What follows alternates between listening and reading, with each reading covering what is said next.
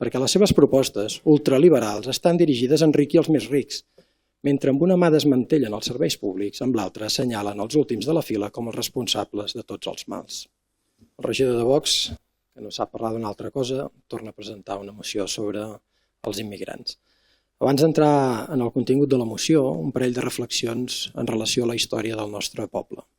Som un país amb més de 1.000 anys d'història. Al llarg dels segles, generacions i generacions han treballat aquesta terra i s'han conformat com a identitat col·lectiva.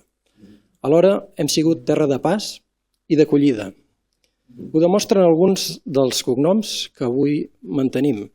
Cognoms d'origen germànic, com Albert, Aubert, Armengol, Mangual, Grau, Ricard, Robert. Cognoms d'origen àrab, com Raga, Gasulla, Masot, Melis, Moragues. D'origen francès, com Pitarc. D'origen hebreu, com Estruc, Maimó, Casajoana. D'origen occità, com Toldrà, Badia, Colonques, Bodí, Gascó, La Comba, Amiguet, La Farga. És destacable el cas occità perquè entre els segles XVI i XVII van arribar a conformar el 44% de la població a poblacions del país com Sant Boi de Llobregat. La majoria eren fadrins, homes solters, que feien de bracers, mossos i pastors i també alguns oficis. Sí, els cognoms de molts de nosaltres ens recorden els nostres orígens diversos. I ja sabem que al seu estimat Francisco Franco li hauria agradat molt carregar-se la nostra llengua i la nostra identitat col·lectiva, però no ho va aconseguir. I avui milers de catalans ens diem Drame i ens diem López, ens diem Barrio Nuevo i ens diem Turay, ens diem El Guariachi i ens diem Delgado. Perquè en contra de la seva visió estancada i retrògrada de la nació, el nostre és un poble mestís i divers, que no es determina pel color de la pell, sinó per la voluntat de ser i d'existir. Aquest és el nostre poble, el malson de Franco, a qui vostè tant admira. I suposo que ja ho sap, però al llarg de la nostra història moltes catalanes i catalans han estat obligats a ser refugiats. Després de la Guerra Civil Espanyola, milers de catalans van haver de fugir de la dictadura sanguinària del general Franco. Inicialment van ser acollits en camps de refugiats en condicions deplorables, com Argelers o Ribesaltes.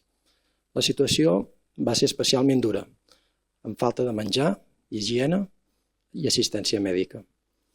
Encara que li costi per la seva ideologia, li demano que empatitzi amb el seu patiment i que s'imagini el calvari que passen els refugiats d'avui en dia. Sovint vostès parlen d'efecte crida i asseguro que els republicans espanyols no els va moure cap efecte crida. Com els refugiats d'avui, els mou la fam, la persecució, el perill de mort. La solució a la migració no són ni més policies ni més tanques. La solució és anar a l'arrel del problema. Per què hi ha guerres? Per què hi ha misèria?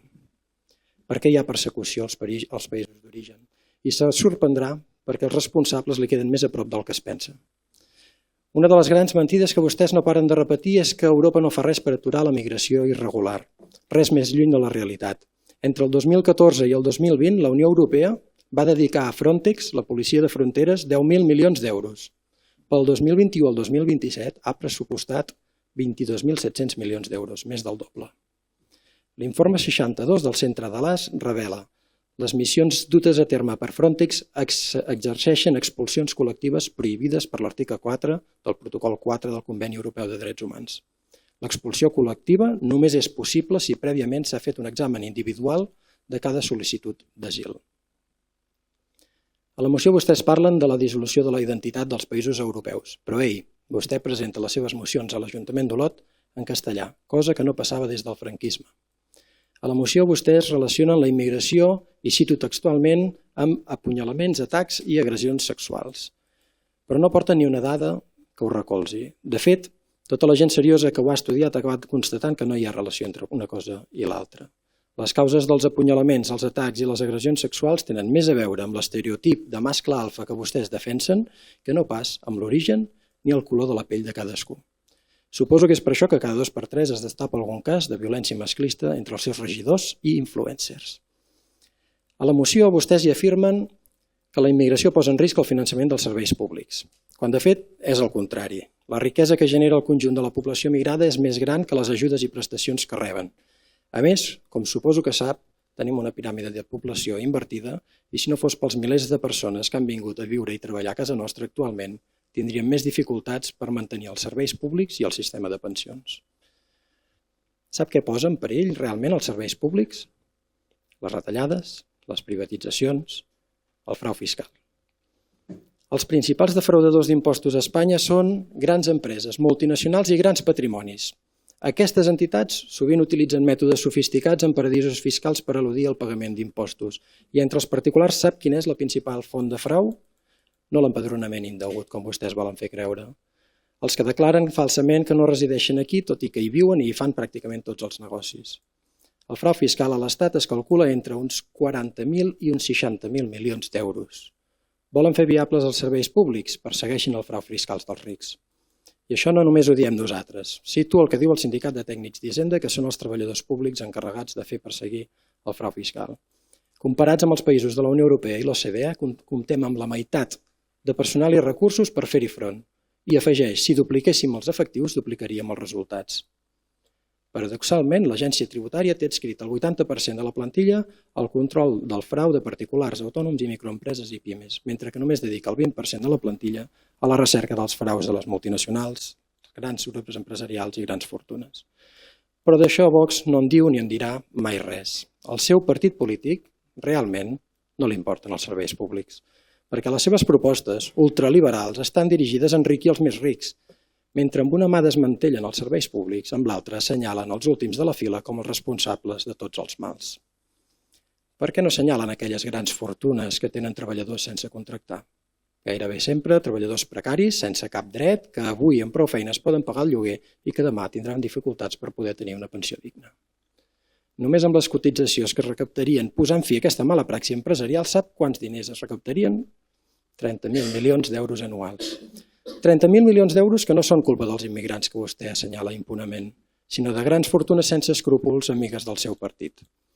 A part d'això, vostè no ha fet ni l'esforç de mirar-se les dades de la Garrotxa. A la nostra comarca, els serveis socials publiquen cada any les dades de serveis i atencions. Per nacionalitats, el 70% de les atencions que va fer el Consorci d'Acció Social de la Garrotxa van ser a persones amb nacionalitat espanyola. Només un 8% nacionalitat marroquina, 8% hondurenya, 6% colombiana, 5% gambiana. I sap quin és el país d'origen de la majoria de persones que van arribar en situació irregular? Hondures i Colòmbia. Hondures, 35%, Colòmbia un 28%. La majoria, per cert, dones que tenen cura de gent gran o bé es dediquen a la neteja. Només un 10% de les persones que va atendre el cas estan en situació d'irregularitat administrativa i aquestes no poden rebre ni prestacions ni poden treballar. Una injustícia provocada per la llei d'estrangeria espanyola que s'allarga anys fins que no es regularitza la situació. La veritat és que vostès no són gaire originals.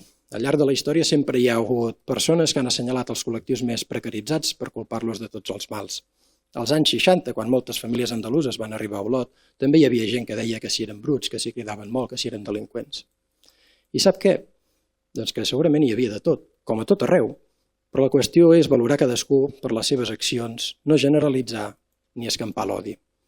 Avui els fills i nets d'aquelles famílies són una part essencial d'Olot. De la mateixa manera, els fills i nets d'aquests que avui vostè tant odia seran una part essencial de l'Olot del demà.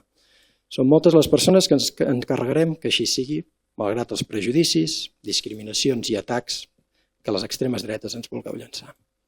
Finalment, ens sorprèn que és el segon cop que vostè proposa una consulta popular. Ens agradaria saber si l'opinió del poble només li serveix quan es tracta d'escampar discursos d'odi. Li recordo que l'1 d'octubre de 2017, 12.724 olotines i olotins van votar a favor de la independència. Això són més persones que totes les persones que van votar a les passades eleccions municipals juntes. Si es creu la democràcia, cosa que ens sorprendria, ja que vostè ja ha reconegut que és franquista, esperem que defensi la decisió majoritària de la gent d'Olot, que és la independència de Catalunya. La seva moció està farcida, en definitiva, de dades falses, rumors i discurs d'odi, per estigmatitzar una part important de la nostra societat. Mai els hem vist assenyalar els milionaris, que s'enriqueixen amb la precarietat de la majoria. Mai els hem vist defensar la democràcia real. Mai els hem vist defensar la llengua i la cultura catalana. Vostès són els partits dels senyoritos, dels nostàlgics del franquisme i de l'Espanya uniforme. El món seguirà avançant mentre vostès només saben mirar enrere i votarem en contra. Gràcies.